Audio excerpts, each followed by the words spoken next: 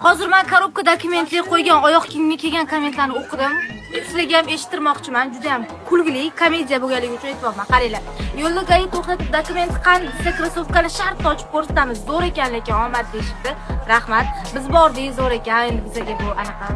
Lekin narxlar ham bomba ekan. 12 ming so'mga ham oyoq kiyim bor ekan deyishibdi. Gap yo'q.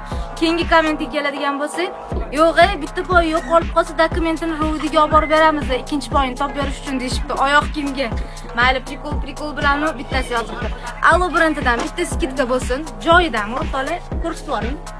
Allo brendga kiritilgan yangi oyoq kiyimlarimni skidka qilib bermoqchiman. Ko'rasizlarmi? Krossovka va пшенябичный Xitoydan primoy kirib kelyapti. Brendini ko'rsanglar bo'ladi. O'sha siz aytgan Allo brendi. Narxiga keladigan bo'lsak, prosta 99 ming so'm. Kelinglar, obzorni ham ko'rib olamiz. Oq ranglisi aralashgani bor. Mana kolaboratsiyani qaranglar. 1, 2, 3, 4 xil rangni aralashtirib qo'yishdi. 36 dan 40 gacha razmerlarimiz bor. Bunaqa skromniy modellarni ham ko'rsanglar bo'ladi. Mana buni qaranglar, bu ham пшенябичный. Ko'kini qaranglar. Shunaqa har xil rangli, uju bu yog'i bahor. Bahorda har xil modniy krossovkalarni kiyish kerak, to'g'rimi? Xullas mana modnisini biz o'zimiz olib kirib qo'yganmiz. Endi orqalariga oranjga aralashgan krossovkamiz. Qoralarni ham ko'rib olsanglar bo'ladi. Mana bu ham vau, yaxshilar aralashganini qaranglar.